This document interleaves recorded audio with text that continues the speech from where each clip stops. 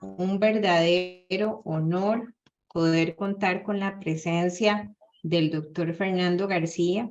El doctor Fernando García Santamaría fue director del Centro de Investigaciones de Ciencias Tropicales de la Universidad de Costa Rica, fue vicerrector de investigación también de la Universidad de Costa Rica, fue director del programa de posgrado de microbiología, parasitología y química clínica. Aparte de estas funciones, el doctor es catedrático, investigador, uno de los investigadores más importantes que tiene nuestro país, con un alto desempeño académico, con múltiples investigaciones en la materia. Y para mí realmente es un honor presentarlo, contar con tan distinguida presencia. Entonces, el escenario es del doctor para que nos pueda capacitar en un tema de relevancia en salud pública que es resistencia a antibióticos. Muchas gracias, doctor. Muy buenas tardes, tengan todas y todos. Para mí es un honor poder compartir con todas y todos ustedes. Veo mucha gente conocida y eso es muy bonito. En primer lugar, muchísimas gracias, doctora Treminio, por la invitación y por sacar el rato para conversar con ustedes un poco sobre un tema que tiene la mayor importancia. Para entrar en materia de una sola vez, este es un tema que yo empecé a investigar allá por el año 1991, 92. Y cuando yo empecé a investigar ese tema, empezamos a estudiar bacterias resistentes a los antibióticos asociadas a mastitis en casos de vacas. Y mucha gente me decía, Fernando, no te metas a estudiar ese tema.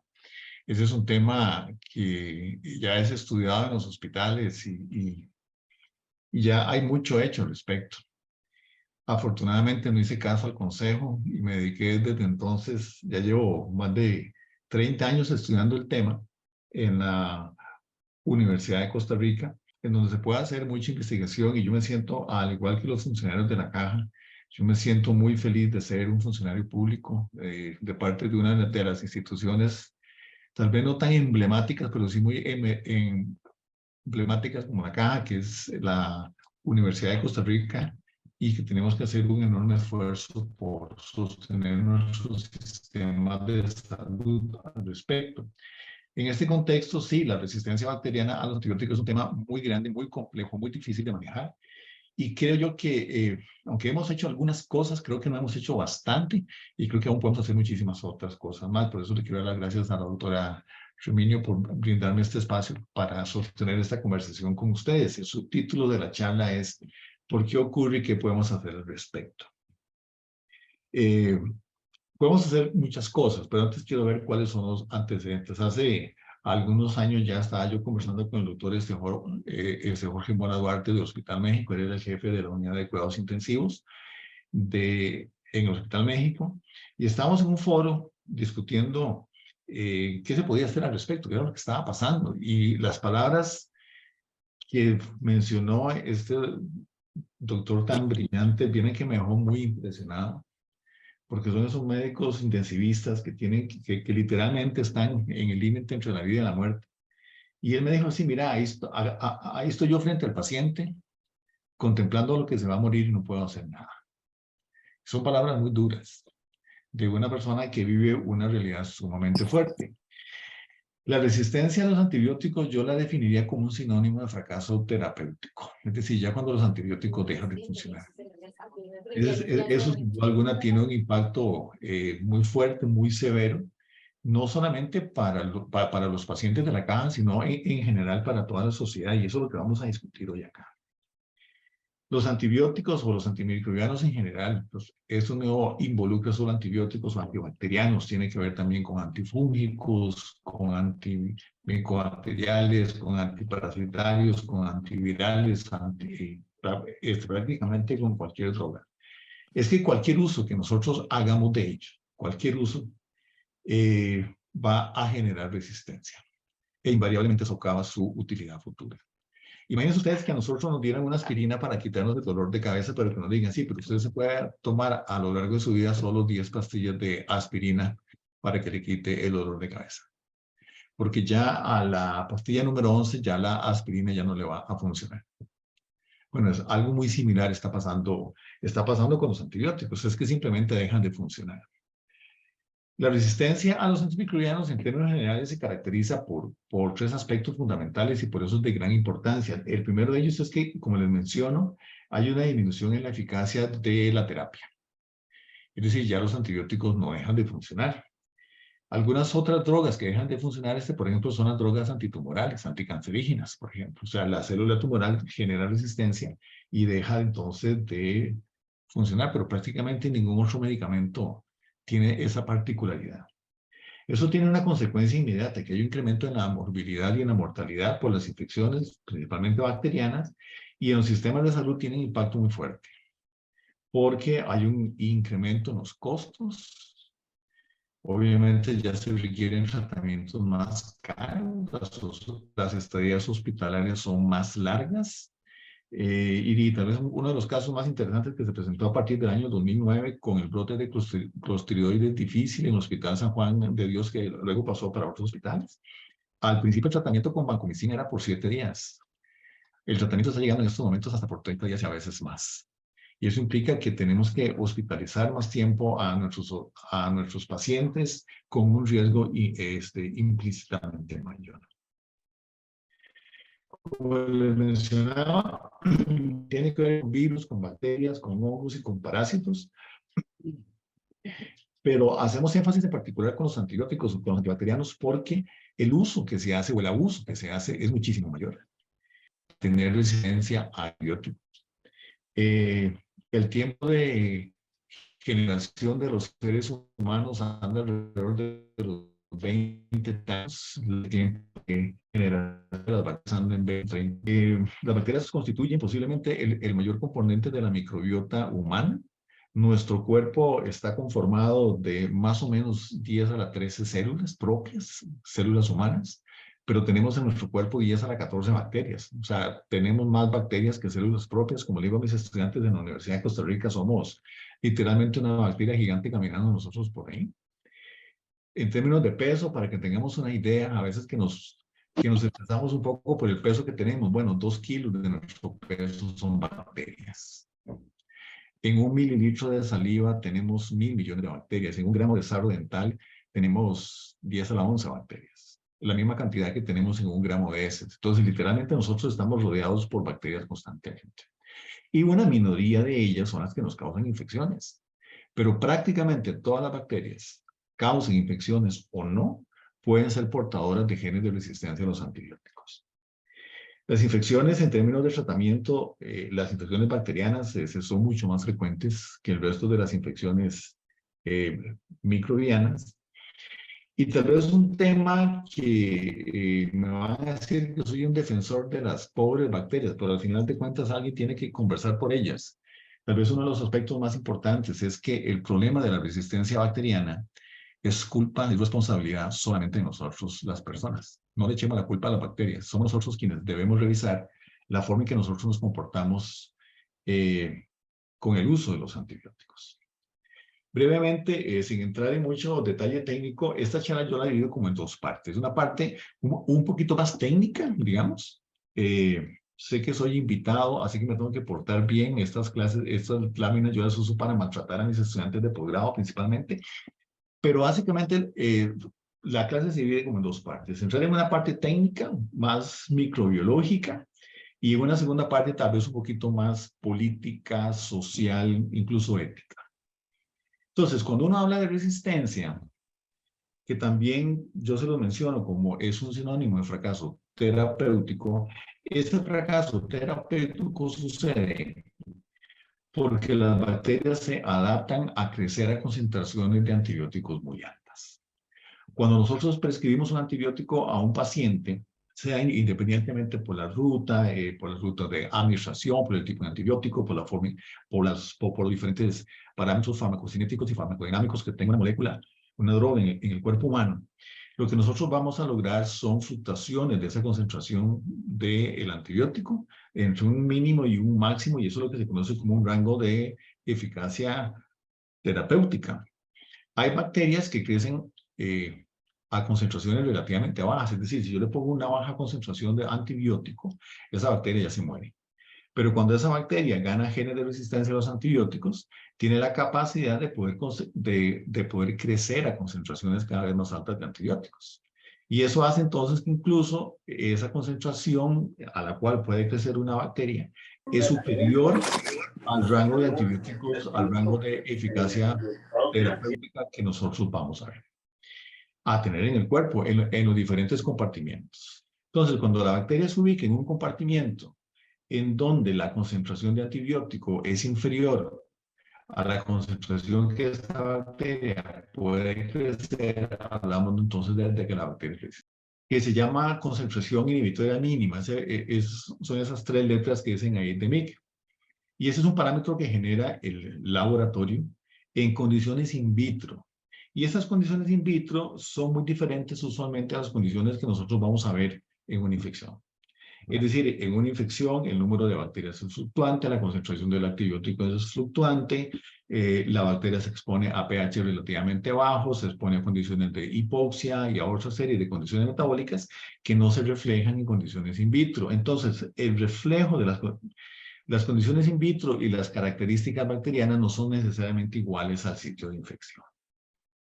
La resistencia a los antibióticos existe muchísimo tiempo antes de que apareciera el ser humano sobre la faz de la Tierra. Las bacterias existen hace más o menos 3.800 millones de años y han estado haciendo exactamente lo mismo. Hace más o menos 250 mil años apareció el ser humano sobre la faz de la Tierra. Hace más o menos 80 años estamos usando antibióticos. Entonces, esta historia que les voy a contar es una historia bacteriana previa a todo lo que nosotros estamos conversando en los últimos 80 años en parte. En primer lugar, y yo me quiero disculpar con mis ex estudiantes de la Facultad de Microbiología, pero en los cursos en bacteriología básica, en bacteriología médica, nosotros usamos una falacia. Les decimos una mentira y entrenamos a nuestros estudiantes a trabajar con bacterias en cultivo puro. Y hasta incluso les poníamos buena nota cuando hacían los aislamientos de la bacteria y otras cosas más por ahí. Pero es una injusticia, y es una injusticia, y yo digo que es una falacia porque nos acostumbramos a pensar en las bacterias como cultivos puros. Pero en la naturaleza, las bacterias no existen en cultivos puros. Y en la mayoría de las infecciones tampoco existen en cultivos puros. Pero nosotros, con las técnicas de laboratorio que se han desarrollado, aprendemos a trabajar a las bacterias fuera de la comunidad en donde viven las bacterias y las trabajamos en cultivos puros. Todas las pruebas de susceptibilidad a los antibióticos, todas las pruebas de identificación y demás pruebas que hacemos con bacterias, en general se hacen con bacterias en cultivos puros. Y destruimos el ecosistema bacteriano para poder estudiar una bacteria que suponemos nosotros que está causando la infección. Entonces, cuando pensemos en bacterias, dejemos de pensar en la bacteria en el plato de Petri, una colonia aislada muy bonita, sino que lo que nos tenemos que imaginar es esto que vemos a la izquierda, que es una tensión que se hace con unas ondas de ADN marcadas con diferentes fluorocromos distintos que marcan cada uno de los diferentes grupos. Así es como se ve una comunidad microbiana y cada grupito con un color distinto es un tipo de bacteria diferente. Así es como viven las bacterias.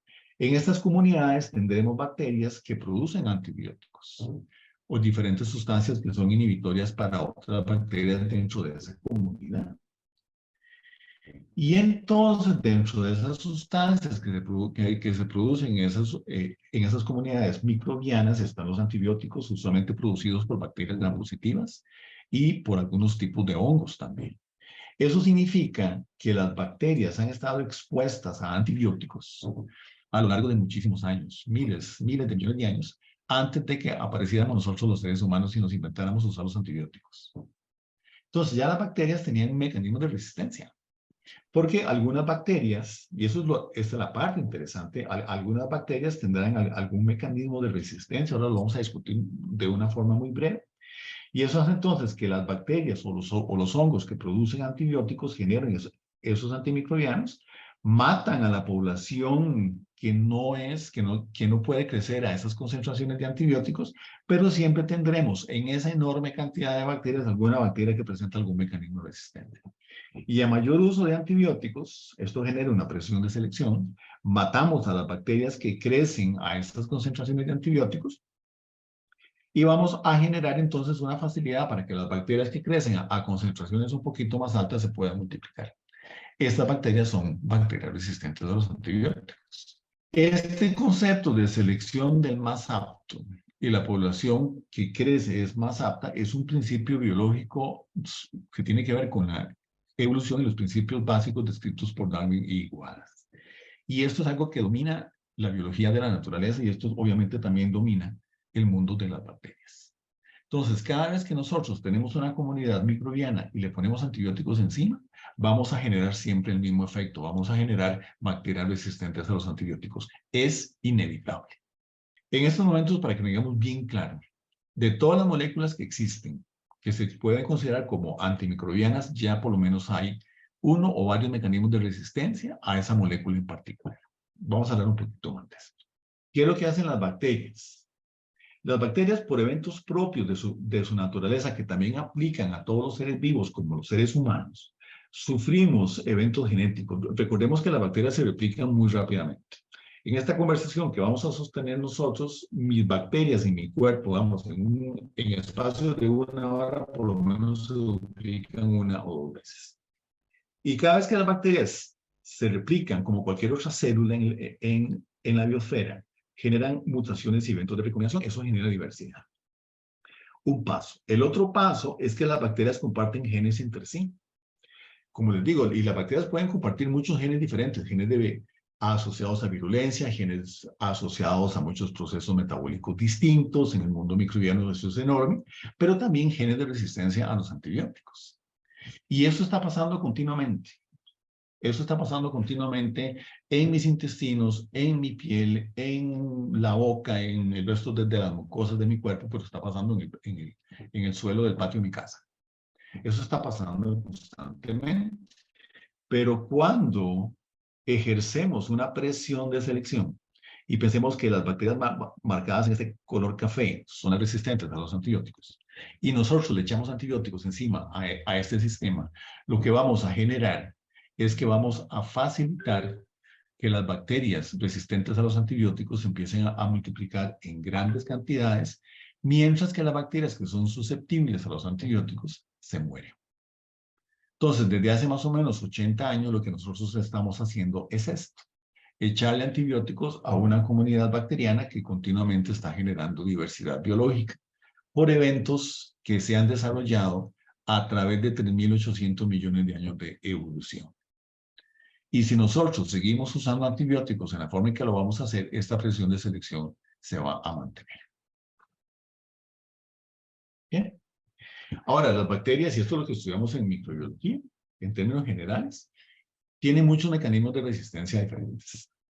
Y lo que tenemos nosotros muchas veces en estas bacterias que le llaman superbacterias, a veces en el ambiente hospitalario, son bacterias que acumulan mecanismos de resistencia a lo largo del tiempo, de manera tal que se vuelven multiresistentes, o sea, que son resistentes a muchas clases de antibióticos, o incluso se vuelven pan-resistentes, resistentes a prácticamente todos los antibióticos.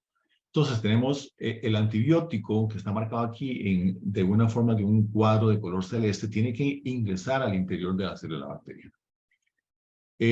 A veces las bacterias generan mecanismos que bloquean el ingreso de los antibióticos, o bien tienen bombas de flujo que lo que hacen es que una vez que la molécula entra, posteriormente toman esta molécula y la sacan.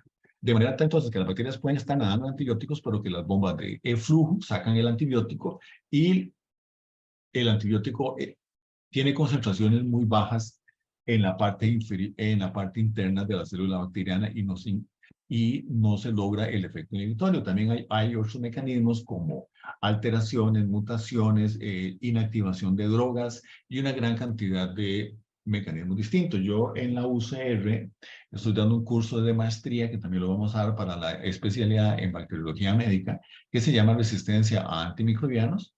Ya algunos de los que están aquí creo que ya han hecho este curso conmigo. Es un curso que yo doy para maestría, pero lo hago siempre abierto, lo doy cada 2 años, para que el que quiera oír las clases las pueda oír. Obviamente sin costo alguno, porque yo soy financiado con fondos públicos, con fondos de los contribuyentes, y el conocimiento que se genera en las universidades es para todo el mundo. Y aquí tienen ustedes algunas otras particularidades sobre estos mecanismos. No me voy a meter mucho en este detalle, Pero para que vean que no solamente hay muchas bacterias diferentes, sino que cada una de las diferentes bacterias puede poseer diferentes, múltiples mecanismos de resistencia distintos para prácticamente cualquier antibiótico que ustedes se quieran imaginar. Ahora vamos a mencionar algunas otras cosillas. Otro de los aspectos importantes es que, como les mencionaba, las bacterias viven en comunidades formando lo que se conocen biopelículas, biofilms. Y es algo sumamente interesante porque las bacterias que están en el interior de las biopelículas, si pensemos, por ejemplo, en la placa dental, pensemos en la mucosa intestinal, pero pensemos también, por ejemplo, en las biopelículas bacterianas que se forman en las válvulas cardíacas en un paciente con endocarditis, o cuando se le hace un implante a un paciente, una cadera, por ejemplo, y se ubican estas bacterias ahí, o cuando hasta incluso se pone una vía en brazo, o cuando se pone una sonda Foley, qué sé yo. Esos son espacios para que se formen estas biopelículas. Entonces, tenemos una masa de bacterias que cuando llega el antibiótico llega y afecta a las bacterias que están en la superficie. Pero las bacterias que están dentro de la biopelícula prácticamente no se les hace nada. Y es algo sumamente importante, porque esta particularidad, esta formación de biopelícula, nosotros no las estudiamos en el laboratorio clínico cuando estamos haciendo las pruebas de susceptibilidad a los antibióticos. Y prácticamente todas las bacterias viven en esta forma en los procesos infecciosos. Entonces hay que tener siempre con esto mucho cuidado, porque cuando nosotros generamos un reporte de laboratorio, lo podemos considerar como si fuera una apuesta. Bueno, si en el resultado me sale que la bacteria tiene una concentración inhibitoria mínima muy alta, yo digo que la bacteria es resistente. Y yo digo, el antibiótico en este caso no va a funcionar. Pero cuando la bacteria me sale sensible, yo no estoy haciendo la bacteria sensible en condición de biopelícula en el laboratorio. Y el reporte que sale es pensando que la bacteria no es parte de una biopelícula. Y si la bacteria sale sensible, significa que no significa que el antibiótico va a funcionar, es que tal vez, probablemente vaya a funcionar. Porque es perfectamente posible que aunque la bacteria sea sensible, en el sitio de infección nos forma una biopelícula y se comporta como resistente a pesar de los resultados de laboratorio. Ese es el valor predictivo que tienen nuestros resultados.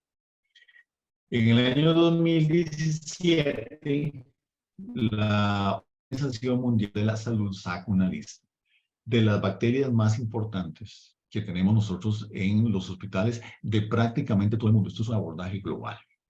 Y lo que se representa en Costa Rica es básicamente lo mismo. Costa Rica no es una excepción, aunque pueden haber variaciones en cada una de nuestras instituciones, dependiendo del tipo de paciente, dependiendo del tipo de servicio que tengamos, pero prácticamente ese es el panorama que nosotros vamos a ver. Dentro del grupo crítico, nosotros vamos a encontrar bacterias que presentan resistencia a los carbapenems, miripenem, imipenem, meropenem, mertapenem y otros más por ahí. ¿Por qué? Porque estos son antibióticos que son el último tipo de antibiótico, el más potente que tenemos. Y ya cuando la bacteria se vuelve resistente a los carbapenems, literalmente no tenemos nada más que darle a los pacientes. Y eso se convierte en un problema de salud pública enorme dentro de nuestras propias instituciones.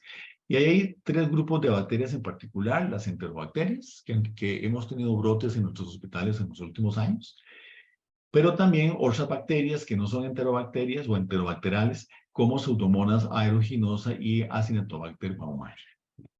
Que esas son bacterias muy complicadas de tratar. Estructuralmente son bacterias gram negativas, y eso es un problema.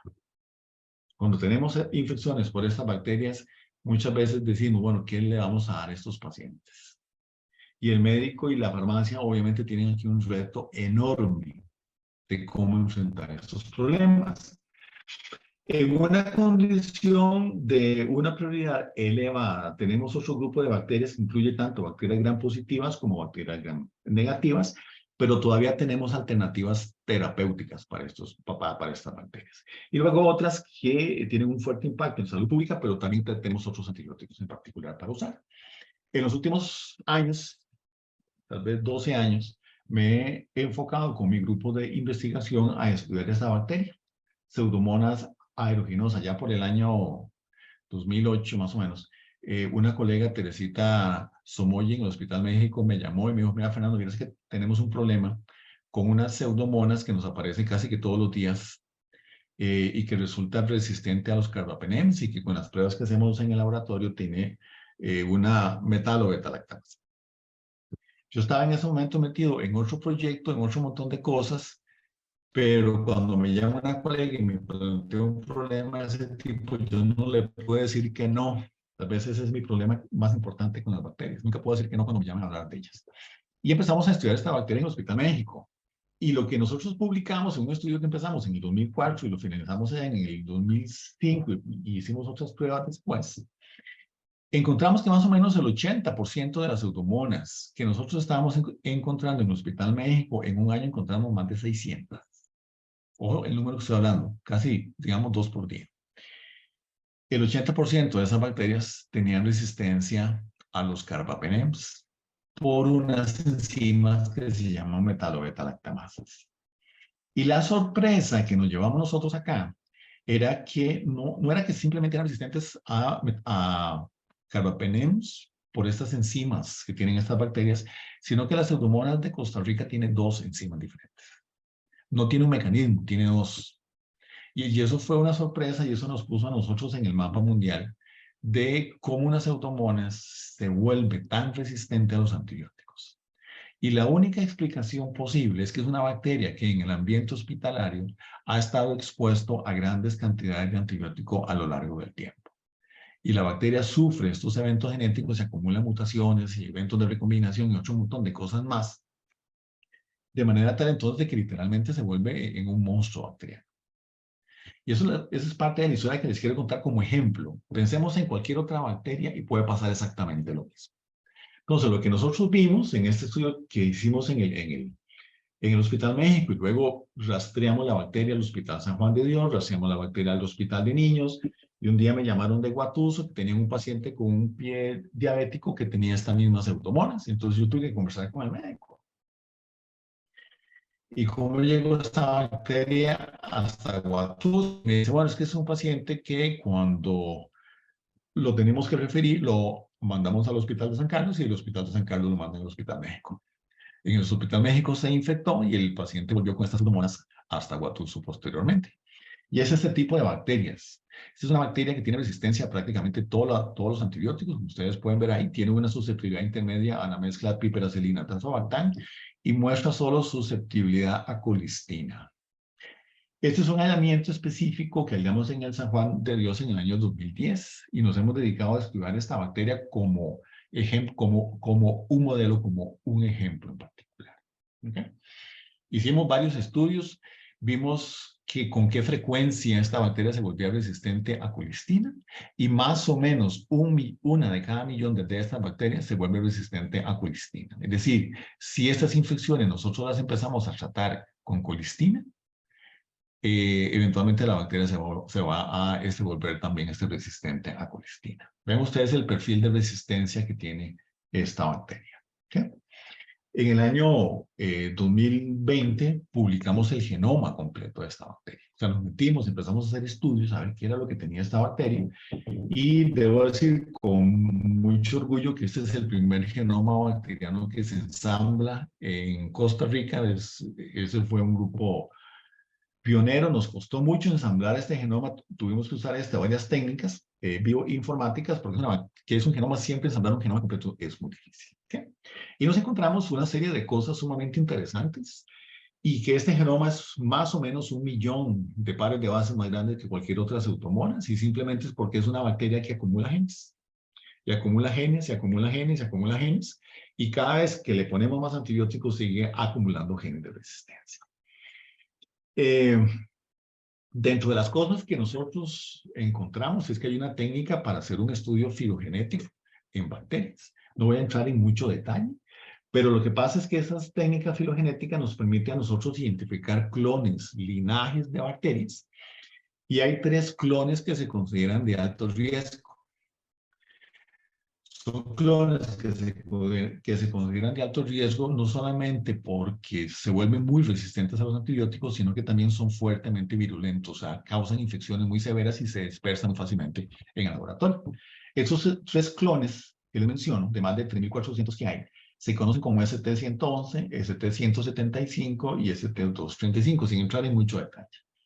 Interesantemente, la única otra bacteria, cuando nosotros reportamos esto, había un aislamiento en Londres, en Inglaterra, que se llama así, tiene este código. A veces a los académicos nos gusta ponerle este códigos raros a las bacterias. Pero esta bacteria fue aislada en Londres un poco antes que el año de nosotros, y es algo sumamente interesante porque solamente tenía un gen de resistencia. Y la bacteria tica es genómicamente es muy similar a esta otra, pero tiene el otro gen de resistencia. No tiene uno, tiene dos. Y este clon se conoce como ST111. Entonces, es un linaje que en Londres o en Estados Unidos lo aíslan ocasionalmente. En Costa Rica lo aislamos casi que todos los días. Y es un clon de alto riesgo, es un clon que tiene resistencia a prácticamente todos los antibióticos, incluyendo hasta incluso las polimixinas, resistente a los carbapenems, y son bacterias altamente resistentes a los antibióticos y son altamente virulentas. Cuando se presentan esas infecciones son muy difíciles de controlar en nuestras instituciones de salud. También nosotros nos dimos cuenta, y ya lo que estamos estudiando ahora, que esta bacteria está infectada por virus. Hay unos virus, vamos a ver, prácticamente todas las células, todos los seres vivos estamos infectados por algún tipo de virus. Eso también pues aplica para las bacterias. Entonces nosotros nos dimos cuenta que esta bacteria tiene un tipo de virus muy bonito. Lo estamos estudiando pues en estos momentos en su ultraestructura. Tiene uno de 5 virus diferentes que están mencionados acá.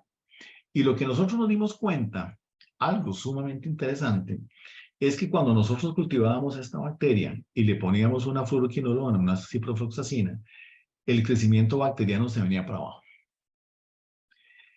Pero, o sea, y cuando uno lo piensa muy microbiológicamente, muy bacteriológicamente, uno dice, mira, conforme yo le voy poniendo cada vez concentraciones más altas de antibióticos, la curva de crecimiento se viene para abajo.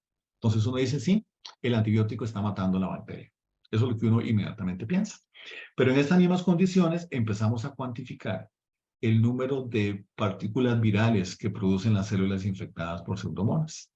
Entonces vean ustedes qué interesante, a concentraciones muy bajas de antibiótico, de 0, la bacteria crece más o menos relativamente bien con una típica curva de crecimiento bacteriano, y el número de fagos que se producen en esos cultivos de esos virus es muy bajito. Pero conforme nosotros vamos incrementando la concentración de cipro a 5, 12.5, 25 y 50, la cantidad de partículas virales que se producen es enorme. Lo que está pasando aquí es que con el antibiótico no está matando a la bacteria. Lo que está haciendo el antibiótico es induciendo que que el virus que está dentro de la bacteria se active, se empiece a multiplicar y mate la bacteria. Este principio, y esto lo que nosotros vemos es que a concentraciones de 50 microgramos por mililitro, estamos hablando de 10 veces la concentración terapéutica de cipro en tejidos. Estamos viendo nosotros que estas concentraciones tan altas, algo interesante, prácticamente la bacteria como que no crece, pero la cantidad de partículas virales que se están produciendo es enorme.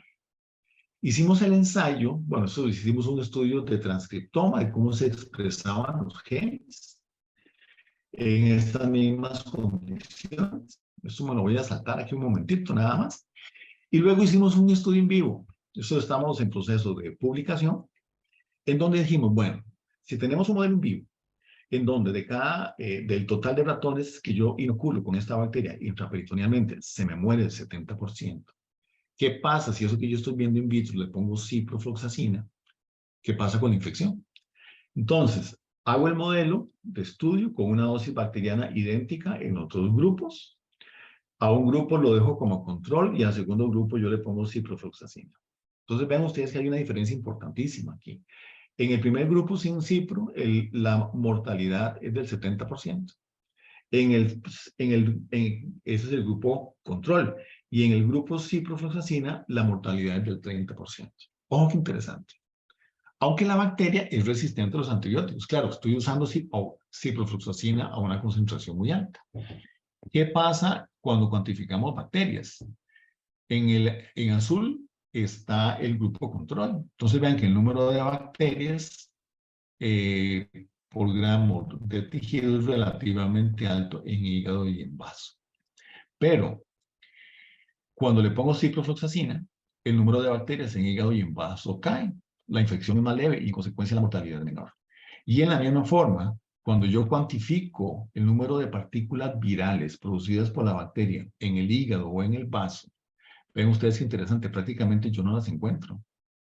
Pero cuando le pongo cipro, encuentro grandes cantidades de partículas virales en el hígado y en el vaso. Eso me dice a mí que, el virus es lo que está matando a la bacteria y está haciendo que la mortalidad caiga de un 70 a un 30%. Ahora, pensemos que no son ratones. Pensemos que son personas. Entonces, imagínense que si el 70% de nuestros pacientes se muere por estas infecciones, con ese tipo de estrategias, induciendo los fagos, los virus que viven dentro de las bacterias, para que maten las propias bacterias, podríamos hacer entonces alguna estrategia para controlar este tipo de infección en particular. Este es un proceso que está en patente y ojalá que nos resulte pronto para poder eventualmente realizar estudios en seres humanos a ver si este principio de una inducción de los virus que tiene la célula permite controlar las poblaciones bacterianas. Ok, entremos a la segunda parte. Ya hablé mucho de bacterias, ahora quiero hablar de personas. Quiero que conversemos de nosotros y cuál es nuestra responsabilidad en todo lo que nosotros hacemos. En el año 2002, el investigador Paul Joseph Crutzen, este premio Nobel de Química en el año 1995, por el estudio que él estaba haciendo sobre los agujeros en la capa de ozono, propuso un concepto que se llama antropoceno. Es un concepto estrictamente geológico. Y él quiere decir que el ser humano tiene tanto impacto sobre la Tierra que incluso se pueden percibir cambios en las estructuras geológicas de la Tierra. Aún el concepto de antropoceno no ha sido aceptado como una nueva era geológica, aún está en discusión, pero es una palabra que ya nosotros escuchamos mucho y fuera del concepto estrictamente geológico. Y lo hemos escuchado ese concepto y lo usamos prácticamente que todos los días que ya estamos en el antropoceno, que tenemos indicadores del antropoceno. En todo caso, ya el antropoceno ya no es estrictamente un concepto geológico, lo estamos hablando desde el punto de vista social, desde el punto de vista económico, desde el punto de vista ambiental o hasta incluso desde el punto de vista cultural. ¿Qué significa? Que nosotros como seres humanos, como especie biológica que somos, estamos impactando el sistema Tierra de una manera como nunca antes había sucedido con ninguna otra especie biológica. Incluso en la década de los 40 y 50, Schweitzer, que era un filósofo que recibió el Premio Nobel de la Paz, justamente tenía una filosofía de la referencia por la vida, que nosotros no nos estamos dando cuenta. Ya en la década de los 40 y los 50, lo que estamos haciendo nosotros con el sistema Tierra, las voces de alerta ya venían desde hace rato. Y Rachel Carson publicó posiblemente uno de los 25 libros más lindos, más influyentes escritos en el idioma inglés, que se llama Primavera Silenciosa. Si lo pueden conseguir, lean, es un libro muy bonito, en donde ella, importante, como mujer, como investigadora, como bióloga, se enfrenta a las industrias químicas de los pesticidas y reclama sobre el impacto que tienen los pesticidas y otras sustancias químicas sobre la naturaleza. Ustedes saben con las últimas noticias que Costa Rica es campeona mundial en el uso de pesticidas en las prácticas agrícolas que tenemos. Ahorita vamos a volver a mencionar ese tema. Independientemente de cuándo empezó el antropoceno, y eso es un tema en discusión sumamente importante. Yo le mencionaba a ustedes que el ser humano surgió hace 200.000 años atrás, pero estábamos en lo que se conoce solamente como en el cuerno de África, como en este pedacito, en esta puntita que ustedes ven acá en este mapa. Y por diversas razones, hace más o menos 70.000 años, el ser humano, el Homo sapiens, empezó a migrar fuera del continente africano. La población de seres humanos en la Tierra era un número increíblemente bajo. Éramos posiblemente menos de 1 millón de personas. Que con el paso del tiempo nos empezamos a desplazar a lo largo de toda la Tierra. Este perfil de migraciones ha sido fuertemente estudiado. Y prácticamente hace 10.000, 12.000 años atrás ya estábamos instalados en prácticamente todo el sistema Tierra.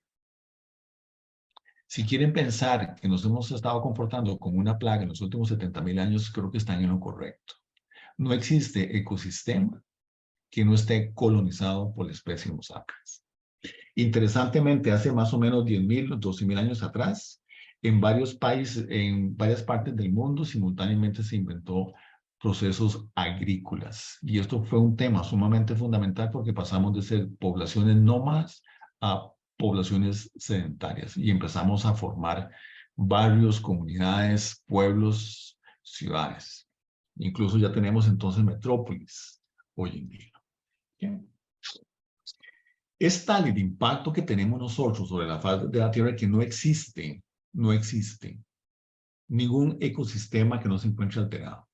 Yo con mis estudiantes, cuando empiezo a hacer estas discusiones sobre el impacto que tenemos nosotros sobre el sistema Tierra, yo les digo, por favor, cerremos un par de minutos los ojos y hagamos el esfuerzo de imaginarnos la Tierra sin seres humanos. ¿Cómo se lo imaginan ustedes? Para que veamos lo que nosotros hacemos. Y estas imágenes las vemos nosotros constantemente. Ya todo esto nosotros lo hemos normalizado. Hemos sido capaces de hacer, de convertirnos literalmente en la principal fuerza evolutiva del sistema Tierra. Nosotros, solamente nosotros como especie biológica. Este impacto se ve, y es un eufemismo, pero se ve en el calentamiento global y en el cambio climático. Sí, eso es parte de lo que estamos hablando. Pero también tenemos impacto, como lo dice Crutzen, en los procesos geológicos, en el ciclo de carbono, en el ciclo del nitrógeno, en el ciclo del fósforo, en el ciclo del agua. Lo tenemos, hemos hecho un impacto enorme en la alteración de la biodiversidad y en la extinción de especies. El ser humano es responsable, como comunidad global que somos responsables de la sexta extinción global.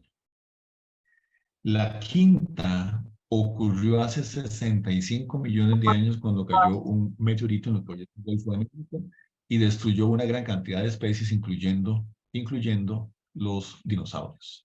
Tuvieron que pasar 65 millones de años más y que surgiera el ser humano para tener un impacto tan fuerte sobre la biodiversidad. En este contexto, desde hace más o menos 80 años, nosotros hemos estado utilizando antibióticos antimicrobianos, fundamentalmente para controlar poblaciones microbianas. Y el mal uso, el mal uso y el abuso de los antibióticos ha hecho que surge el problema de la resistencia. Vamos a hablar un poquito en este contexto del antropoceno. Y voy a decir un par de cosillas que me parecen un poco difíciles, un poco duras. Si ustedes tienen un ecosistema con una población de ratas y una población de serpientes, nosotros rápidamente entendemos que las serpientes representan el controlador biológico de la población de ratas. Si la población de ratas sube mucho, las serpientes se comen esa mayor cantidad de ratas y bajan. Si el número de ratas es muy bajo, pues el número de serpientes es muy bajo. Si el número de ratas sube, pues entonces las serpientes también suben, controlan y vuelven a bajar. Y estamos en prácticamente muchos ecosistemas en esa forma. ¿Cuál es el control biológico de los seres humanos? El control biológico natural de los seres humanos son las enfermedades infecciosas. Durante muchísimos años, durante la mayor parte de la existencia del ser humano, las enfermedades infecciosas controlaron las poblaciones humanas. La cantidad de muertes, por ejemplo, que hubo durante la Edad Media por la peste, por ejemplo, fue enorme, al punto tal de que desapareció, no sé, el 10, el 15%, el 20% de la población europea. En la batalla de 1856 se murió el 10% de la población de Costa Rica, pero no por la batalla, fue por la epidemia de cólera que tuvimos en esos momentos. Entonces, muchas enfermedades infecciosas ayudaban a controlar las poblaciones humanas. En los países más pobres del mundo, donde no hay tecnología médica disponible, la expectativa de vida ronda alrededor de los 40 años, con tasas de mortalidad infantil muy altas. Países desarrollados en donde se controlan las enfermedades infecciosas, la expectativa de vida literalmente es 40 años, sino que estamos viviendo el doble, justamente porque podemos controlar las enfermedades infecciosas. Veámoslo en números. Este control de las enfermedades infecciosas se debe en parte por el descubrimiento de los antibióticos. Y nosotros podemos controlar a nuestros controladores biológicos. Es como si las ratas aprendieran a matar a serpientes. Eso es lo que estamos haciendo nosotros. Matamos a nuestros controladores biológicos y nosotros en el campo de la salud tratamos de controlar las enfermedades infecciosas, particularmente las infecciones bacterianas con antibióticos, para que el ser humano viva más tiempo. ¿Okay?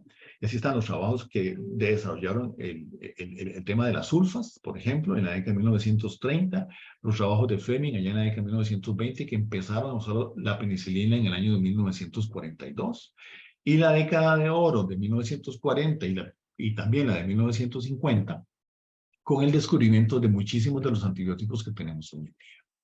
Y esos fueron los principales personajes que logran descubrir todos estos antibióticos.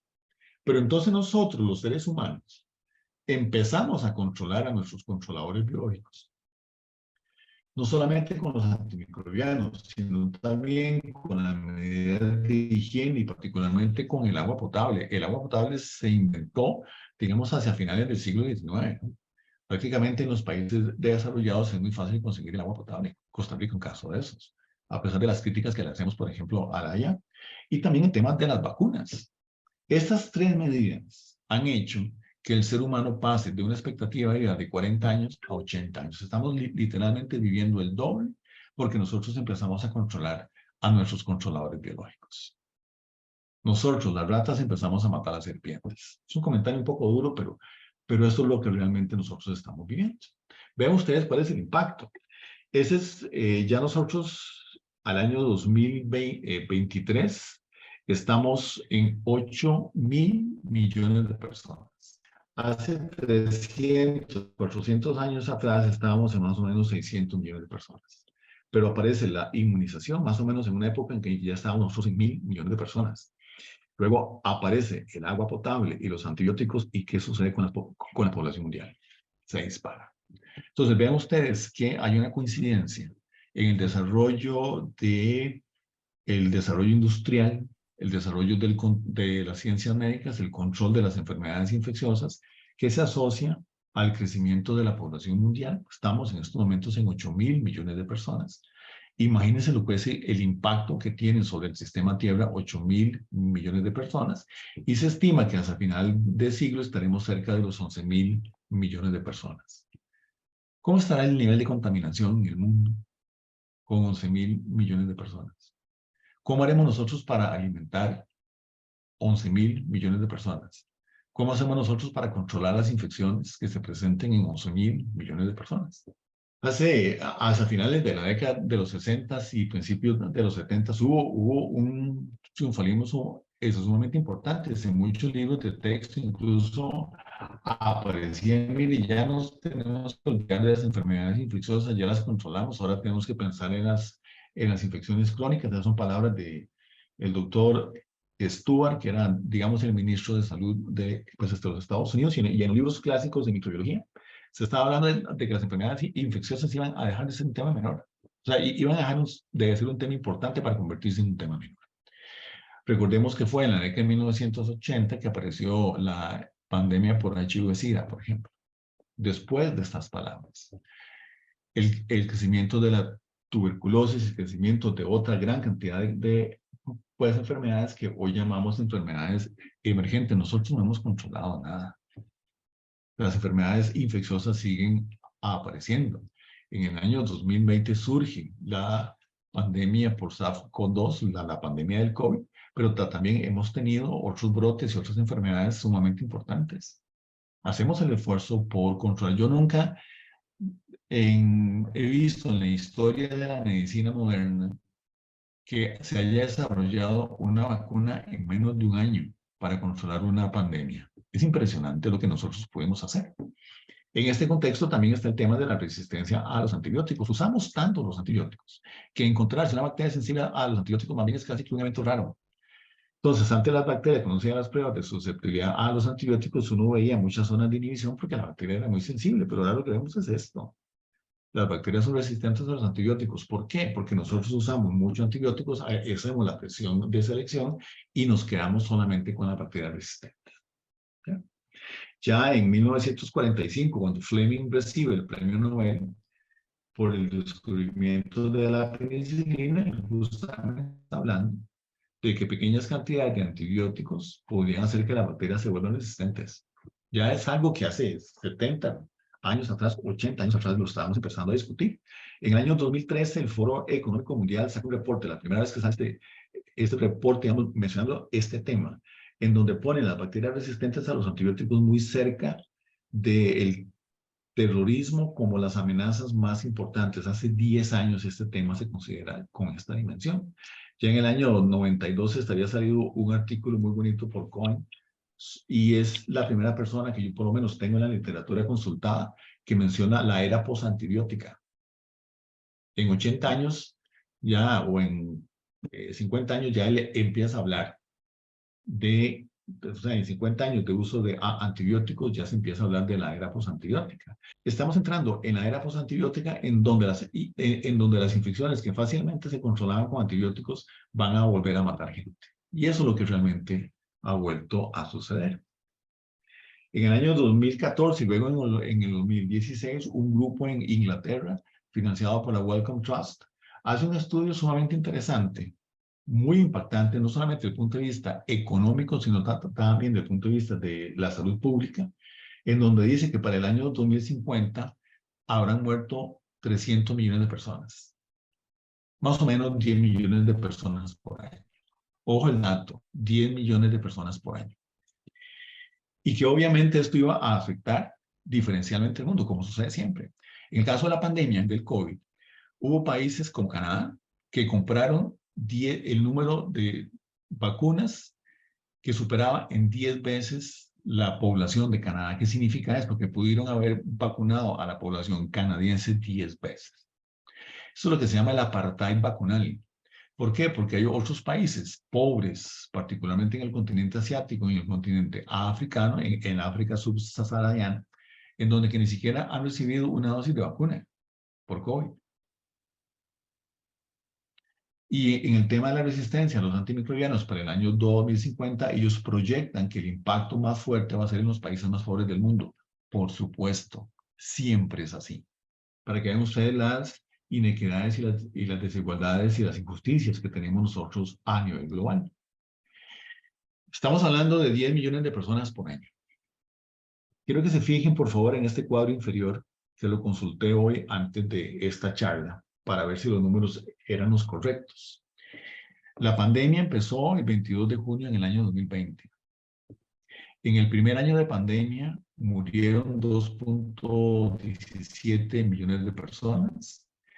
En el segundo año de pandemia murieron 3.43 millones de personas. Desde el inicio de la pandemia hasta el 10 de marzo de 2023, murieron un poquito menos de 7 millones de personas. Y vean cómo nos impactó a nosotros el tema de la pandemia. Digamos, 7 millones de personas en 3 años. En el año 2022 se publicó un estudio muy bonito, yo se los puedo compartir, por supuesto, en donde se hace una proyección del número de muertes asociados a la resistencia bacteriana a los antibióticos. Año 2019, un año previo a la pandemia. Justamente en el año previo a la pandemia, ¿cuántas personas murieron en un año asociado al tema de resistencia a los antibióticos? Casi 5 millones de personas. En 3 años de pandemia tuvimos 7 millones de muertes. En el año previo, 5 millones de personas murieron por la resistencia bacteriana a los antibióticos. ¿Qué tanto discutimos nosotros este tema? Es un tema que ya nosotros lo hemos tenido normalizado. ¿Qué sucede en Costa Rica? ¿Qué sucede en el resto del mundo? Bueno, el tema usualmente de la resistencia surge justamente en las instituciones de salud, en donde usualmente nosotros hablamos mucho de esto. Sí, son bacterias, causan infecciones, usamos antibióticos, etcétera, etcétera. Y sí, a veces los pacientes salen y se van para sus casas. Interesantemente, en 3 días de que nosotros estemos en un hospital, sea como paciente o sea como personal de salud, nuestra microbiota empieza a cambiar. 3 días. Ese es el límite que uno pone para definir una infección intrahospitalaria. Si los síntomas empezaron en 3 días, es que se me infectó en el hospital. Ojo, ojo lo que estoy diciendo. Eso tiene muchas implicaciones. El personal de salud que trabaja en los hospitales tiene una microbiota diferente del ambiente intrahospitalario. Yo tengo la microbiota de la comunidad en la que yo me encuentro, porque nos compartimos las bacterias. Las bacterias pasan de una persona a otra. Nosotros hemos encontrado, por ejemplo, bacterias resistentes a los antibióticos en las corbatas de los médicos. Piensen solamente, y eso es una imagen que yo se la trato de representar todo siempre ahí por el Paseo Colón, hacia el mediodía, cómo sale el personal de salud del Hospital San Juan de Dios o del Hospital de Niños y pasan al frente a los restaurantes a la hora del almuerzo. Y van con la vestimenta propia del hospital. A veces vemos hasta vestimentas de cirugía, por ejemplo. Las bacterias salen con los pacientes. Los pacientes salen colonizados. Y antes, algo que era solamente común en el ambiente hospitalario, ya lo estamos viendo nosotros en las comunidades. Ya las infecciones por bacterias resistentes a los antibióticos no es necesariamente propio de los hospitales. Hemos encontrado estafilococos meticilina resistentes en las comunidades, que se requieren las infecciones que se requieren en las comunidades. Del estudio que nosotros hicimos en Hospital México, encontramos pacientes infectados por estas pseudomonas resistentes a los carbapenems en los servicios de consulta externa y en los servicios de emergencias. No eran pacientes hospitalizados.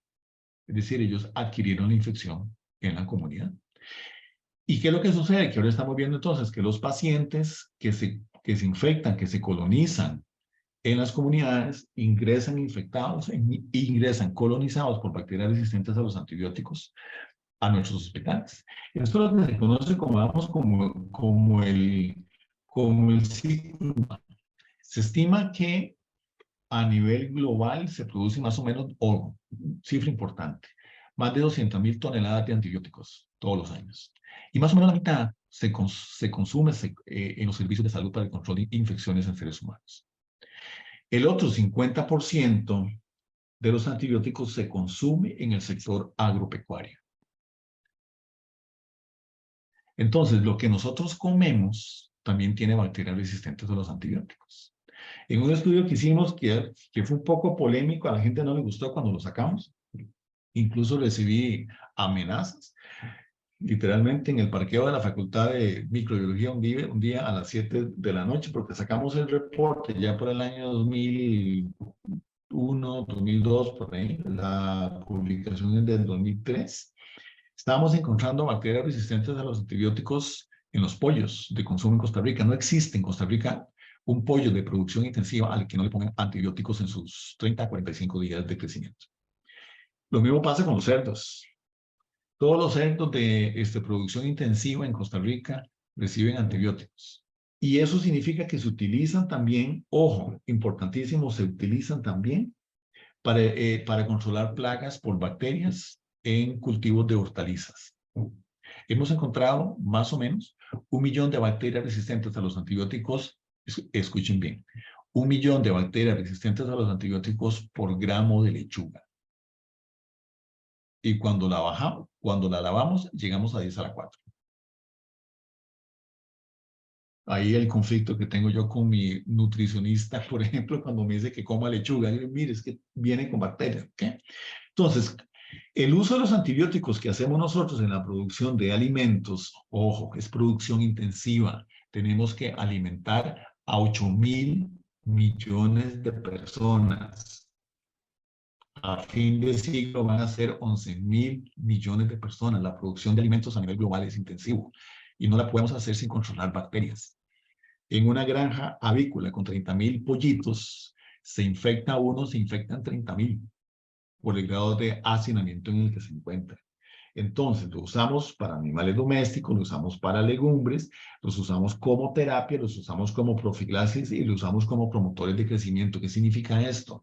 Que el alimento de los animales de producción intensiva, como pollos y cerdos principalmente, el alimento lo mezclan con antibióticos para que crezcan más rápido, para que la conversión alimenticia sea mejor. También encontramos, obviamente, bacterias resistentes a los antibióticos en mascotas y los estudios de nosotros también han demostrado que hay bacterias resistentes a los antibióticos en fauna silvestre. Imagínense el grado de contaminación que estamos llegando a esto.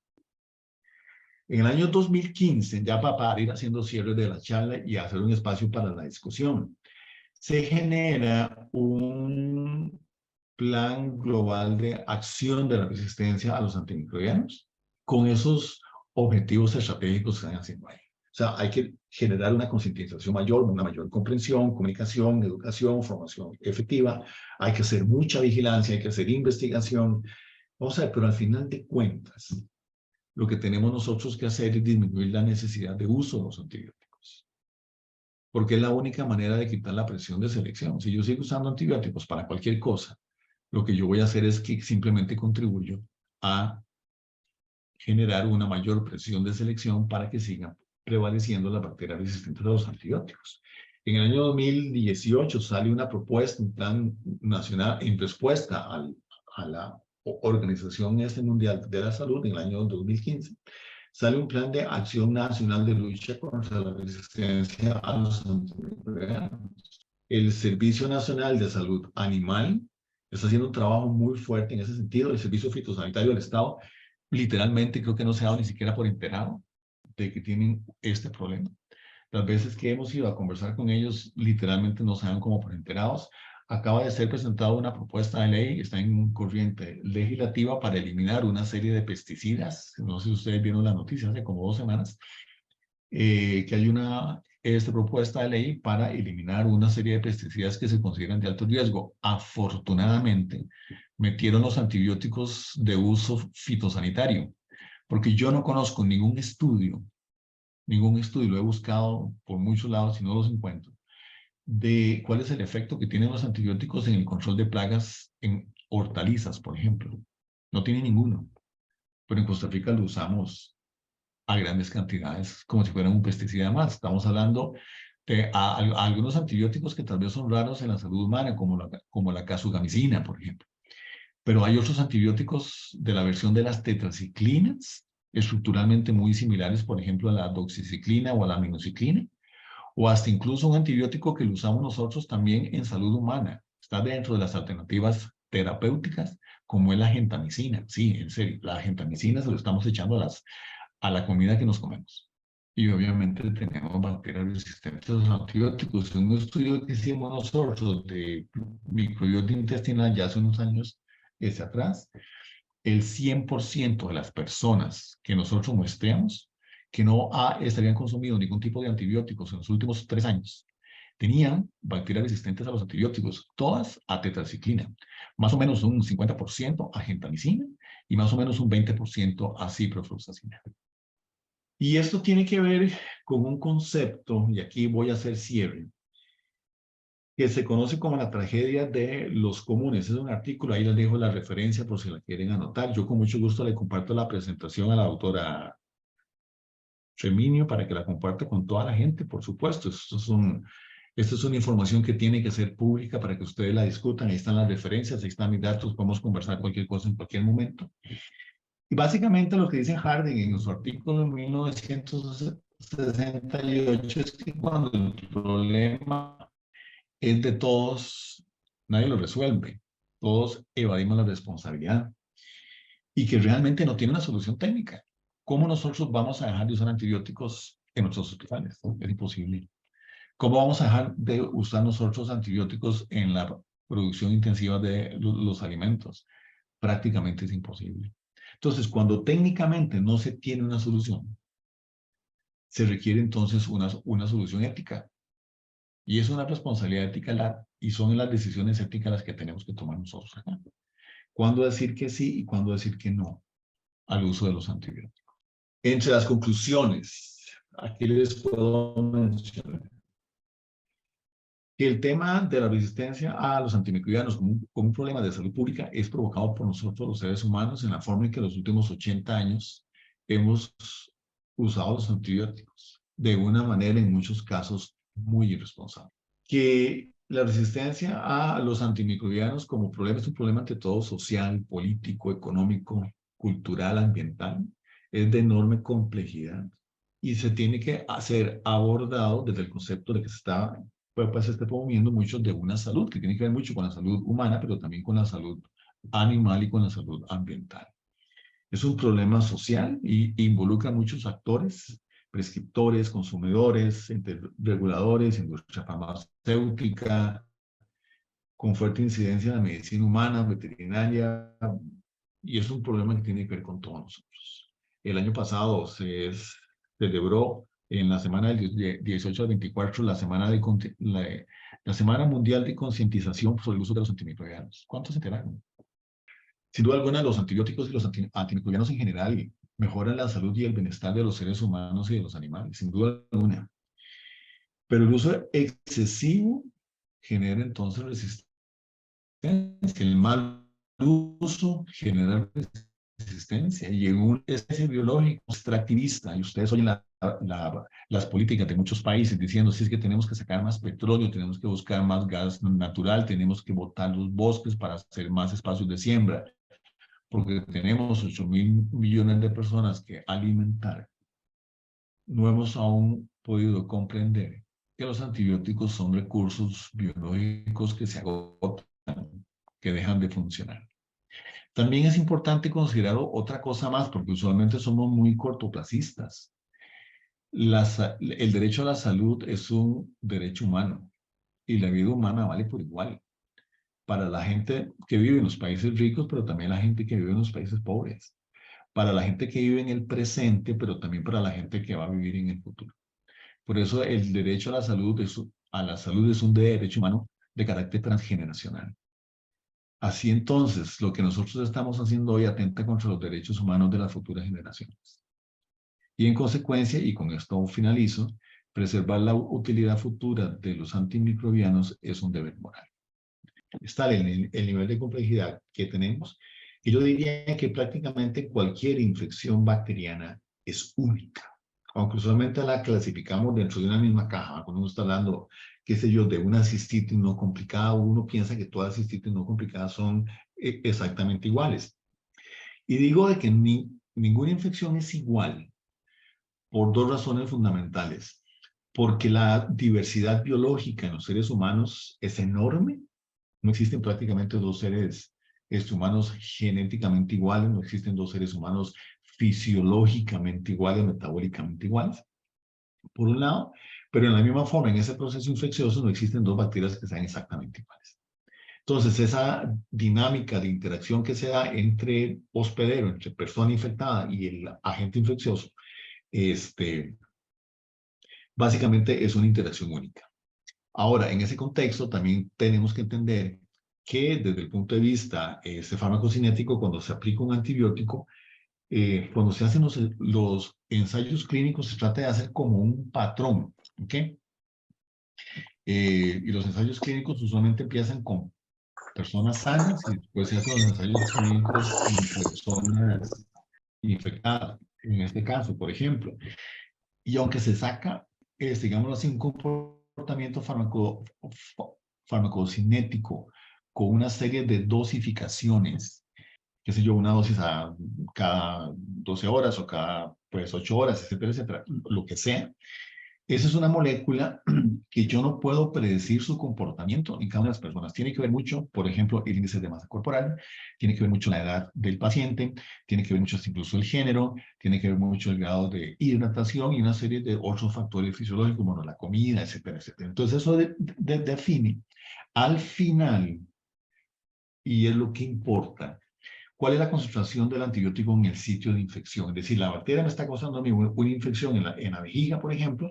¿Cuál es la concentración del antibiótico? En este caso, obviamente, con tanta variabilidad que tenemos nosotros en la biología de los seres humanos, en la biología de las bacterias y en los parámetros farmacocinéticos, esto obviamente no es una ciencia exacta. Entonces hay mucho ensayo y error.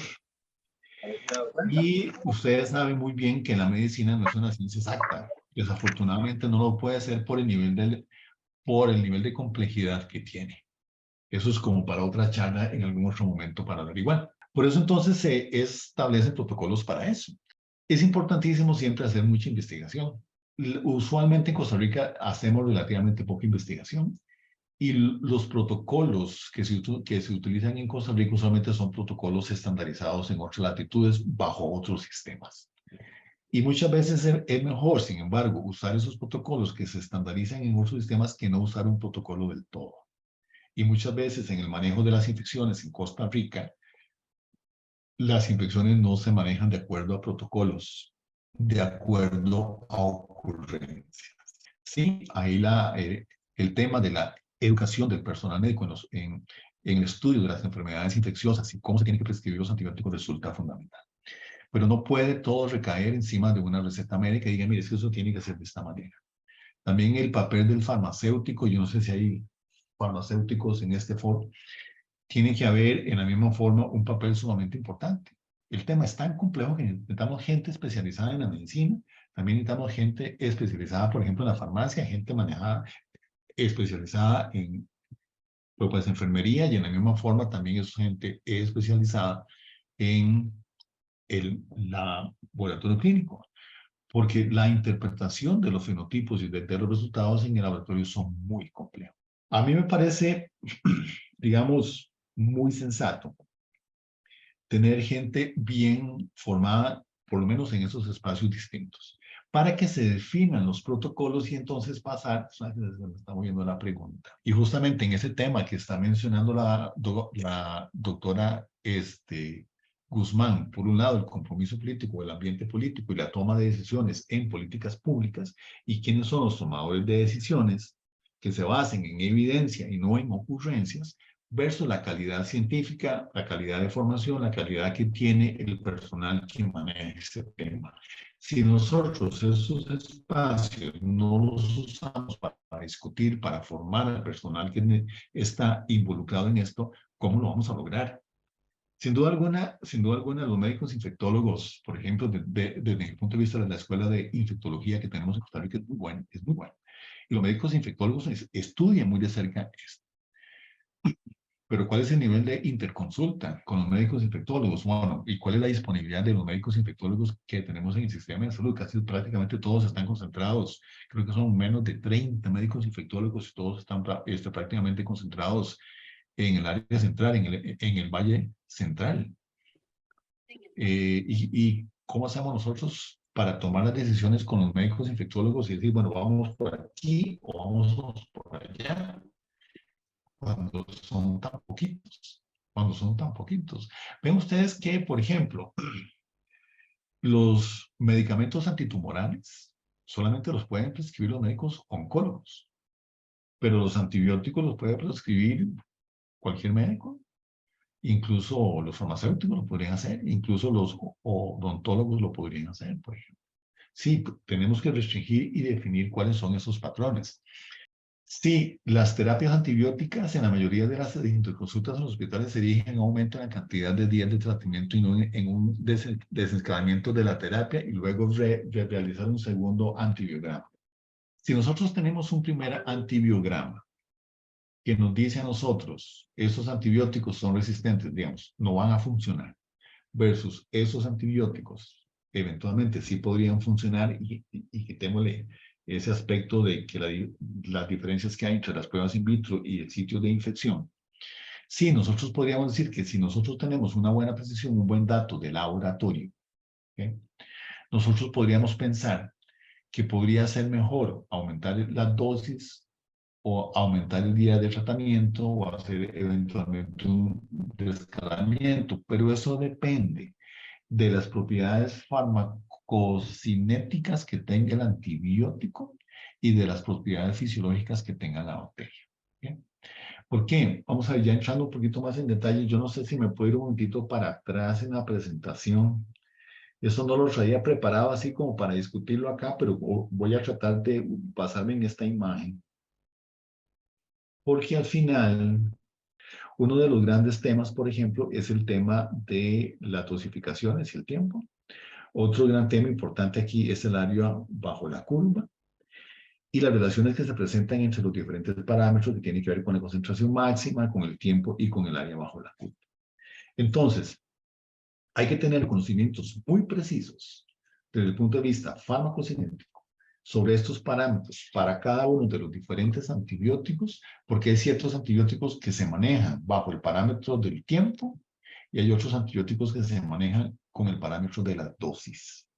Y eso depende de cada uno de los antibióticos en particular. Aquí podríamos discutir esto horas de horas, pero es un tema estrictamente farmacológico. Entonces, sí, hay infecciones que se tienen que manejar con el tiempo.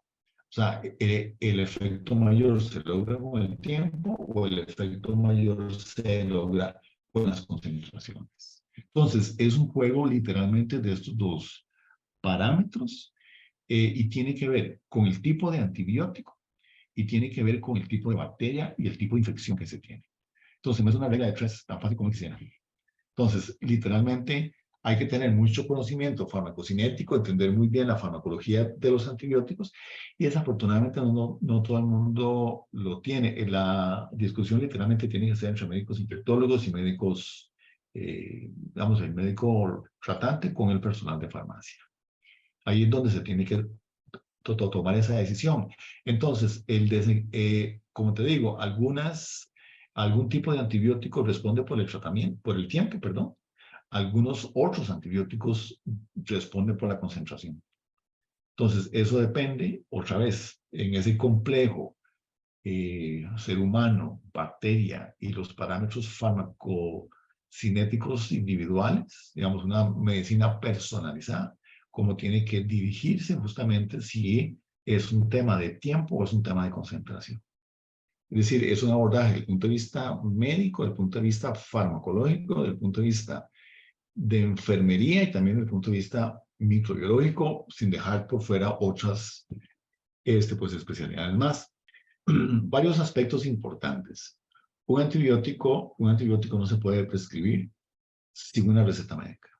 Con el enorme cuidado que hay que tener que las recetas médicas, como son un producto humano, también pueden estar llenas de errores. Entonces, si lo voy a decir así, con todo el respeto que se merecen, hay médicos que prescriben muy bien los antibióticos y hay otros que no lo hacen tan bien. ¿Okay? Si yo tuviera un médico infectólogo que me prescribe un antibiótico, yo confiaría muchísimo en lo que están haciendo. Cuando digo, yo defiendo mucho la escuela de infectología que se tiene en Costa Rica. Lo que pasa con el resto de los médicos en odontología, digamos, si no nos apegamos a los protocolos estandarizados, se puede volver un poco difícil. ¿Okay? Pero tiene que haber una receta médica. En muchos casos existe una prueba de susceptibilidad a los antibióticos, particularmente cuando son infecciones relativamente complicadas. Por ejemplo, ahora que lo estaba mencionando, una cistitis no complicada usualmente no requiere de una prueba de susceptibilidad a los antibióticos. La prescripción del antibiótico se puede basar en la epidemiología local, pero tengo que tener la información. Si yo sé, por ejemplo, que en mi servicio de salud, por el bajo nivel de complejidad que tengo, las infecciones urinarias que tengo son relativamente poco complicadas. Entonces ya uno sabe, por ejemplo, de la historia epidemiológica que se tiene en ese lugar, que la mayoría de las bacterias son resistentes, por ejemplo, a trimetooprim sulfa, son resistentes a ciprofloxacina, por ejemplo. Entonces ya uno puede incluso generar una prescripción basándose en la epidemiología local y darle una prontitud de respuesta al paciente. Pero desafortunadamente con las técnicas de cultivo y de pruebas de susceptibilidad que hacemos en los laboratorios clínicos, a veces con mucha suerte hay una respuesta con 12 a 24 horas. Pero nosotros no podemos dejar descubierto un paciente por 12 o 24 horas. Entonces tiene que haber un tratamiento, digamos que podemos decir empírico, sin PSA, sin cultivo ni nada, basándose fundamentalmente en la epidemiología local. Ahora, si las infecciones son un poquito más complicadas, digamos, nos tenemos que dar un poco más de tiempo. Cubrimos al paciente basándonos en la epidemiología local o en protocolos, tomando una correspondiente muestra y haciendo el cultivo y generando el reporte de laboratorio con la identificación y con la prueba de susceptibilidad a los antibióticos y podemos hacer una modificación del tratamiento. Particularmente cuando detectamos ciertos fenotipos de resistencia que me van a decir, mire, es que ese tratamiento no va a funcionar. Entonces, sí, ajustamos el tratamiento. Eventualmente puede ser un tratamiento, si el paciente está hospitalizado, y qué tan pronto lo pasamos de una condición de hospitalización a una condición de paciente ambulatorio para que se vaya a casa. También tener a los pacientes mucho tiempo en los hospitales no es muy recomendado, ustedes lo saben muy bien. Digamos que esas son como que las guías básicas, como que las guías básicas.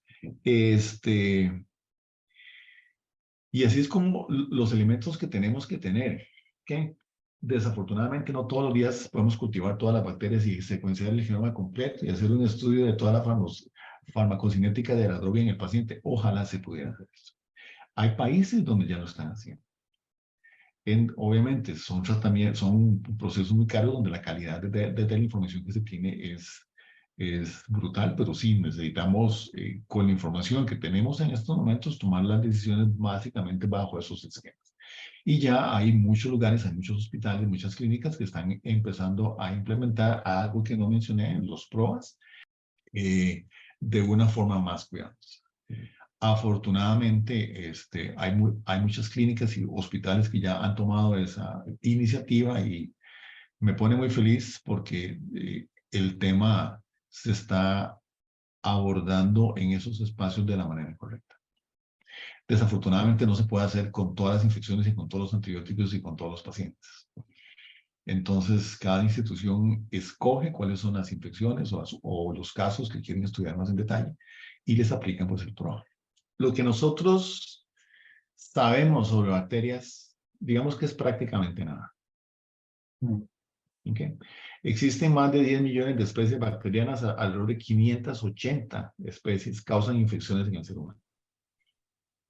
Solamente entre 1 y un 10% de las bacterias han sido posible cultivarlas. O sea, que tenemos por lo menos un 90% de bacterias que no son cultivables. Entonces, sí, nuestro grado de ignorancia, a pesar de todo lo que podemos hablar y todo lo que podemos discutir, sabemos relativamente poco. En el ambiente podemos encontrar, mira, cantidades de bacterias enormes. Encontrarse una bacteria, Roxana. encontrarse una bacteria en un pozo no tiene absolutamente nada raro. Encontrarse unas pseudomonas en el suelo no tiene absolutamente nada raro. Encontrarse, te lo digo así, otra bacteria que uno, su nombre está como satanizado. Encontrarse una listeria monocitógenes en suelo no es nada raro, eso es su ambiente natural. Y que se contaminen cuerpos de agua también es completamente natural. Nosotros a veces somos muy ciegos o miopes en el mundo microbiano. Ve que necesitamos un microscopio para conocerla. O sea, pero verdaderamente la cantidad de bacterias que tenemos que lidiar todo el tiempo es enorme. Por eso es que los procesos de control, qué sé yo, filtración, sustancias químicas, drogas, etcétera, etcétera, las estamos usando en grandes cantidades justamente por el tema de cómo nosotros controlamos las poblaciones bacterianas en muchos espacios, en muchos nichos. Encontrarse una pseudomonas no tiene absolutamente nada de raro. El problema es encontrarse las pseudomonas en la sangre de una persona. ¿Okay? Ahí es donde nosotros necesitamos intervenir de una manera no solamente inteligente, también de una forma muy astuta. Muchas Sí, claro, gracias. más bien. Sí, no, sí, dime, porfa. No, que más bien muchísimas gracias, doctor, por todo. En aquel momento, por eso te manifiesto, ¿verdad? Tuvimos que traerle a nosotros al asunto y llegar a un punto de calma respecto a esa situación, porque en realidad no tenía ningún impacto en sí, inclusive Claro. era apenas el inicio de todo lo que era el tratamiento de las aguas, ¿verdad? Claro, sí, claro. Ahí les puse en el chat este correo mío y el número de celular. Ese número es casi que público en Costa Rica, así que para cualquier cosa que lo necesiten, con mucho gusto estoy a la disposición de ustedes. Muchas gracias, doctor. Y si es para hablar de bacterias, todavía más contento me pongo. Para el doctor García, que preguntaba que si habían farmacéuticos, sí, aquí hay microbiólogos, farmacéuticos, médicos, odontólogos, psicólogos, o sea, las 5 grandes profesionales en ciencias médicas, 5 grupos, con una excelente participación el día de hoy, gracias a Dios, como en todas las exposiciones. Voy a hacer un comentario muy rápido, porque por el tiempo, que ya son las 3:27, primero, quiero felicitar a la doctora Treviño por los excelentes expositores del día de hoy, tanto los 2 previos como ahora con el doctor Fernando García. Excelentes exposiciones, diferentes charlas, y la presentación del doctor García me ha encantado, súper, muy buena. Esto de microbiología lo hemos vivido, lo he vivido yo. Yo tengo 30 años de trabajar en la caja como médico general, pero he tenido que trabajar en la unidad de cuidados intensivos, hospitalización, consulta externa, etcétera, etcétera.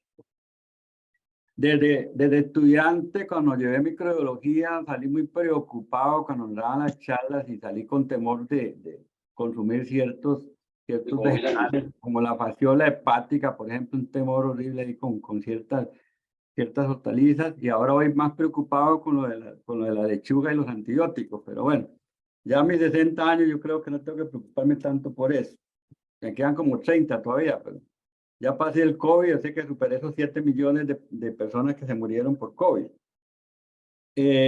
Doctor, vea, lo que usted indica y lo que han indicado algunos compañeros es tan cierto, pero una preocupación. Uno que ha trabajado en los servicios de emergencia a lo largo de 30 años, uno ve, por ejemplo, en las charlas, en los simposios, en los congresos donde uno va, dicen que las infecciones en los niños, para poner un ejemplo, la mayor parte de las infecciones de las vías respiratorias altas en los niños es viral. Sin embargo, en los servicios de emergencias a todo el mundo se le receta antibiótico. La cefalexina, la amoxicilina, etcétera, etcétera, para no sacar el tiempo, tal vez digo yo, de explicarle un poco a la mamá y darle otro tipo de medidas preventivas y no hacer la utilización de antibióticos, que no la amerita, porque es viral. El 80% de las infecciones de vías respiratorias de los niños es viral y eso no ocupa antibióticos. Sin embargo, hay ese abuso, para poner ese ejemplo. Y lo que indicaba la doctora Jiménez de la farmacia, por supuesto, esas rivalidades que existen no deberían de existir. Y por dicha acá, en esta exposición del día de hoy, pues hay un buen grupo de todos que vamos a llevarnos una buena enseñanza a todos, los microbiólogos, los médicos, los odontólogos. Yo quisiera oír un criterio, su pensamiento con respecto, mire, acá hay odontólogos y sabemos que los odontólogos para cualquier procedimiento mandan amoxicilina preventiva. Yo no sé si eso es así o no es así. O sea, sabiendo que vivimos en ese mundo de bacterias, como indica usted, no sé si eso es así o no. La amoxicilina se manda siempre, casi siempre. Si usted va a las salas de cirugía, se da cuenta cómo los cirujanos están, y hablo de cirujanos, ginecólogos en la parte quirúrgica, todo lo que es quirúrgico, preventivo, le meten el Keflin o le meten cierto otro tipo, ampicilina en la ruptura de membrana prematura, etcétera, etcétera, preventivo. Entonces, tenemos un problema en emergencia, en la consulta externa, en la parte prequirúrgica, en la consulta externa, la clínica del paciente, se le manda el antibiótico esperando el antibiograma, esperando la sensibilidad. Le da 5 días de antibiótico con X o 3 días de antibiótico. Cuando llega el resultado, resulta que no era el antibiótico y hay que cambiarlo por otro, etcétera, etcétera. Entonces yo quisiera así, con el tiempo, rápidamente, lo que he puesto en estas situaciones, ¿cuál es tu criterio como experto en este campo de la microbiología? Muchas gracias, doctor, por la exposición. Con mucho gusto, y es un gusto poder conversar con usted. Ahí le queda mi contacto para cualquier otra discusión que necesite sostener conmigo. Pero también, mira que me gustaría poder escuchar antes a los odontólogos que están por aquí, que nos especifiquen posiblemente la amoxicilina es el antibiótico que más se prescribe en el área de la odontología. Pero también existen protocolos para la prescripción. La cantidad de bacterias que tenemos nosotros en la cavidad bucal es enorme, es realmente enorme. Les estaba diciendo, justamente, estamos hablando de 1.000 millones de bacterias por mililitro de saliva. Y justamente en las intervenciones, particularmente en las cirugías, sí, tiene que prescribirse antibióticos justamente por el riesgo de infección y por las complicaciones que hay. pero en el mundo odontológico, y ahí yo quisiera que si hay odontólogos en estos momentos en la charla, que me ayudaran un poco en la respuesta, porque sé que tienen protocolos de prescripción, y no es el campo mío, pero sí me gustaría saber específicamente para qué tipo de intervenciones sí los usan, porque sé que los usan y los usan de manera regular, pero siempre obviamente dependiendo de las necesidades que tenga el paciente.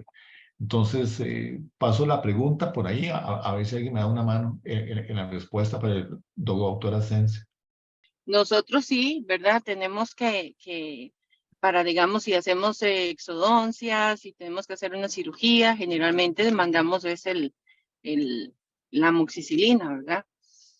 Hay ciertos casos, digamos, que son de casos de periodontales, mandamos metronidazol, pero en la mayoría lo que generalmente usamos sí es la amoxicilina, ¿verdad? Para cubrir al paciente. En un caso también de, qué sé yo, de una endodoncia, también nosotros mandamos, si el paciente viene ya con un absceso, entonces lo medicamos y para iniciar luego el tratamiento pulpar. Pero sí, la amoxicilina es como el tratamiento más frecuente para utilizar, ¿verdad? En cirugías, en abscesos dentales, exodoncias quirúrgicas, ¿verdad? Es como lo más usual de utilizar. Como decía inicialmente, cuando son casos de periodoncia, sí se combina la metronidazol con la amoxicilina, pero solo en casos, digamos, periodontales. Una celulitis también mandamos la amoxicilina, pero sí es como el más común para utilizar. Muchísimas Muchas gracias. gracias, doctora. Básicamente, los antibióticos que utilizamos en odontología en general, el que tiene mayor, digamos, efecto a nivel de las infecciones que pueden ocurrir a nivel óseo y que cura la mayor cantidad de bacterias sería la amoxicilina. Por eso es como el antibiótico por elección, ¿verdad? Sin embargo, si un paciente está presentando, por ejemplo, yo soy partidaria de eso, no me gusta crear resistencia antibiótica, entonces yo soy endodoncista, yo solo envío antibióticos si los pacientes están con un proceso agudo donde hay signos y síntomas de infección como fiebre, que haya dolor, edema en la zona.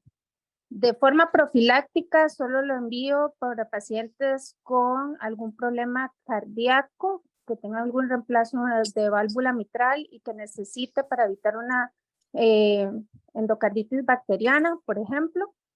Y obviamente sé que se usa en cirugías, en la mayoría cuando los procedimientos son muy extensos, como preventivo, ¿verdad? O una fístula y está el proceso infeccioso regulado, hay un drenaje y el paciente está asintomático, la mayoría de las veces no se envía, por lo mismo de la resistencia bacteriana. Perfecto, muchísimas gracias por la contribución. Vamos a ver, algo que me parece sumamente interesante es la forma en que los odontólogos explican lo que hacen y me parece de una manera muy clara, muy clara. Pero ven ustedes qué interesante, porque el perfil de antibióticos que utiliza, como ellos lo mencionan, se utilizan acá, es relativamente bastante restringido. Estamos hablando de uno que se utiliza bastante y después un par más ahí. Y me parece que es de la forma correcta. ¿Por qué? Porque cuando hay riesgo de infección es mejor prevenir una infección que tratarla posteriormente una vez que se complicó. Y como les mencionaba, la boca es un sitio bastante cargado de bacterias, de una enorme cantidad. Y eso, ese uso que están mencionando ellos correlaciona bastante con lo que yo he leído sobre los protocolos de tratamiento en otros países.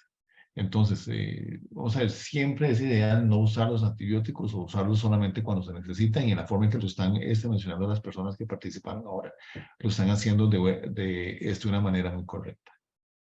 Mira, yo trato de no pues exponerme mucho a la publicidad. Francamente, vamos a ver, por un tema de salud mental, todo lo que tenga que ver con los espacios públicos, digamos que me restringo bastante.